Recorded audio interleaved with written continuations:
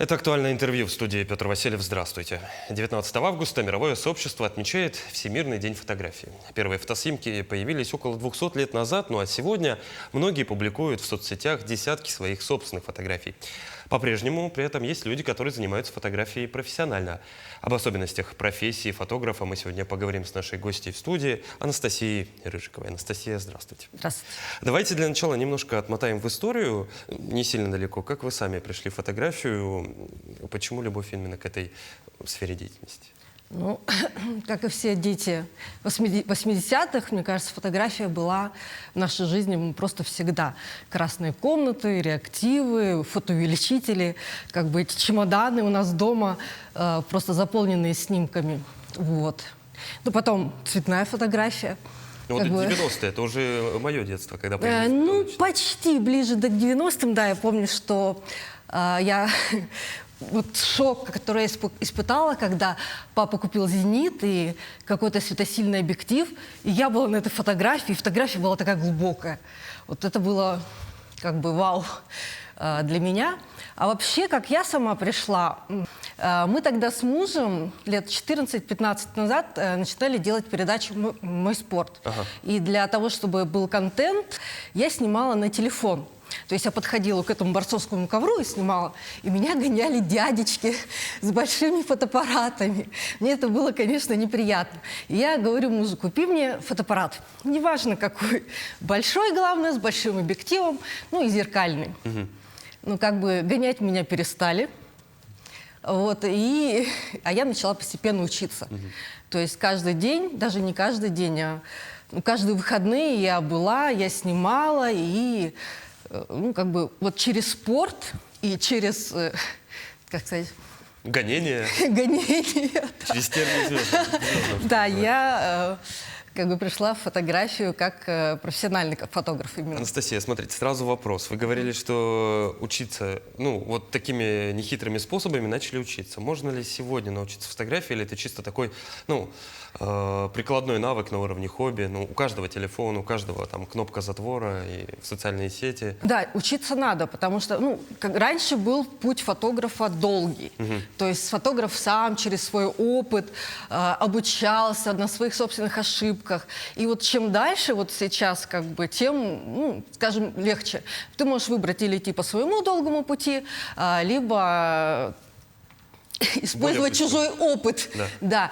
Конечно, есть институты кино и телевидения, но легче прийти к фотографу, который уже все это прошел, и то, что он прошел за несколько лет, грубо говоря, он тебе объяснит за несколько занятий. И, конечно, это, ну, реально очень важно. А не получается из такого профессионала, ну, как говорится, копирка вот того фотографа, который обучал по своим лекалам? Нет, ну, все равно у каждого человека свои собственные интересы. Кто-то интересуется одним, кто-то интересуется другим. Поэтому копирки, мне кажется, не получится. Если получится копирка, то она будет недолгая. Угу. Она просто потом заглохнет, и человеку перестанет быть интересной фотографией, если он живет интересами другого человека. А если ты сам интересуешься вот какой-то вот фотографией, горишь этим, то тогда да, тогда ты будешь жить долго и счастливо в своей творческой жизни. К слову о жанрах фотографии, я считаю, что у фотографии, как у любого вида искусства, есть свои жанры. Какие сегодня преобладают в топе, в моде, как говорится? На любой вкус и цвет. Это и фэшн, и семейное, и вот и спортивное, моя обожаемая, и документальное. Ну, просто очень много на любой вкус и цвет, это правда. И вот, кстати, по поводу жанров, вот я не верю, что один фотограф, он может быть хорош во всех жанрах. Ну, конечно, бывают такие универсалы, но невозможно гореть всеми жанрами. У меня только две любви – это спорт и дети, динамики, да. Вот я объясняю, что вот хирург, он же не будет лечить насморк, а терапевт, он не будет там удалять аппендицит. Поэтому, ну, главное любить то, что ты делаешь, и тогда все будет хорошо. Вы сказали, у вас два любимых жанра – спорт и дети. Чем привлекает спорт и как фотографировать? Динамика. Почему и дети? То есть у меня родилась племянница. И тогда был очень популярный жанр ньюборн фотографии. Это когда деток кладут, усыпляют, они там лежат. Я посетила мастер-классы самых у нас знаменитых ньюборн-фотографов. Я поснимала свою вот эту маленькую племяшку и поняла, что мне скучно ее снимать. Она лежит и не двигается. Зато когда она подросла, она стала шилопопом, она стала двигаться. Вот это вот поймать момент, что в спорте, что в детской семейной съемке, это для меня самое важное. То есть я даже в семейной съемке не говорю: сидите и улыбайтесь. Да нет, никогда. Наоборот, мне нравится, когда на меня не смотрят, мне нравится, когда дети бегают, мне нравится вот именно кайф в том, чтобы поймать момент. Также и в спорте. Именно ловля момента, скажем так. И передача адреналина даже через кадр. Да, да. Давайте поговорим все-таки еще немножко сегодня о мобильной фотографии. Я понимаю, что не у каждого сегодня есть возможность купить профессиональные большие камеры с хорошим объективом. Те, кто сегодня владеет смартфоном, могут ли себя считать профессиональным фотографом? Если да, где можно обучиться азам мобильной фотографии? По поводу обучиться, то это надо уже идти через... Ну, я бы пошла путем искусства, изучения искусства, композиция, вот это вот все, потому что сейчас очень много фотографов, которые похожи друг на друга, прям все как один, поэтому надо идти через, ну, куда-то, через те пути, теми путями, которыми меньше ходят народ. То есть смотреть, допустим, смотреть не фотографии, а смотреть иллюстрации детских книжек, например, ну вот как-то так. Ну, нет ощущения того, что постепенно мобильная фотография вытесняет... у меня нет. Сейчас даже свадьбы могут снимать на мобильный телефон. Особенно сейчас популярны эти рилсы, но мне кажется, что фотограф способен именно вот глубину сделать, да, именно цифровой камерой или не цифровой. Кто-то снимает на аналоговой. Но мне кажется, все равно... Ну, если у кого получится сделать вот это без всяких АИ, я думаю, что это будет просто чудесно. Кстати, как искусственный интеллект оцениваете вторжение в вашу сферу? В мою сферу, мне кажется, он пока еще не вторгся. Да, допустим, сейчас можно просто загрузить свою фотографию, сделать много разнообразных, красивых фотографий за 5 минут для контента, да, для своей странички, рабочей. Но я не представляю, чтобы...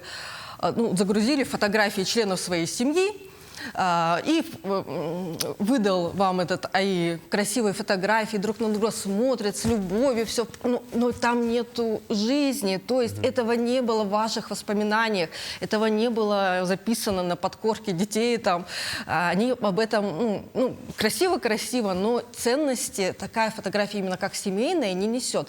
То же самое спортивная фотография, нарисует как бы спортсмена, он бежит. Возможно, она будет цена для каких-то людей, но не для спортсмена. Он не будет вот этот вот момент, допустим, рекорда, да, для него, это будет просто картинка, но именно вот фотография, когда пойман момент, это же момент, единственный момент, вот этот момент может дать именно фотография, а не искусственный интеллект. Резюмируя, пока искусственный интеллект не научится передавать эмоции, глубинные смыслы... Я думаю, пока не будет вот этих роботов, которые будут ездить и, возможно, фотографировать. Возможно, да, но пока мы еще фотографы живем. То же самое свадебная фотография, любая фотография, от которой ждешь эмоций. Мне кажется, пока еще искусственный интеллект не эмоциональный, скажем так. Просто искусственный. Коротко затронули тему семейных фотосессий, давайте об этом поговорим. Я считаю, это, возможно, вкусовщина, но, на мой взгляд, это немножко крамольное и уже устаревшее, когда семья приходит в вот эту фотостудию, встает на фоне, там, не знаю, обоев, сделанных пластикового камина и делает якобы вот эту вот семейную Это на самом деле, да, это так и есть, это уже устаревшее. Давайте тогда, как сделать так, чтобы сфоткать всю свою семью на долгие годы вперед, и чтобы это не было, можем же говорить, что дешево, и неинтересно, и скучно, и без души. Вот душа это самое главное. Поэтому, конечно, возможно, будет один кадр, где все стоят и смотрят, да, это обязательно кадр для мам, пап, для бабушек, дедушек, потом для детей, чтобы показать вот это вот бабушка, это мама, это папа. Но потом я скажу: все, давайте играть, давайте бегать, давайте жить. То есть я не говорю, что обнимите ребенка и все, да. Я даю какие-то задания, папа подкидывает. Ну, всем должно быть весело на фотографии. Самое главное, всегда говорю, что самый главный режиссер – это дети. Я очень не люблю, когда режиссировать начинают родители, да, и даже сама не люблю, потому что зачем мне это делать, когда дети делают это абсолютно чудесно. На моих фотосессиях мы всегда движемся за детьми. То есть они бегают, они кричат, они балуются, мама с папой балуются вместе с ними. И тогда вот, самое частое, что говорят про мои фотографии, что они живые, что вы поймали эмоции, поймали атмосферу. Вот как бы вот это вот я всегда ищу. А для этого просто я следую за ребенком. То, что он хочет делать, то и, как говорит, возглавь безобразие, и получится все самое лучшее. Резюмируя, статичные фотографии на фоне циклорамы устарели еще в 19 веке, тогда, когда... Ну, на фоне циклорамы, кстати, нет, потому что циклорама — это пустое пространство, оно как раз оттеняет всех, но на фоне... Искусственного камина. Искусственного камина, да, возможно. Ну, я даже не вижу вообще, что в студии происходит, потому что я всегда сосредотачиваюсь на людях.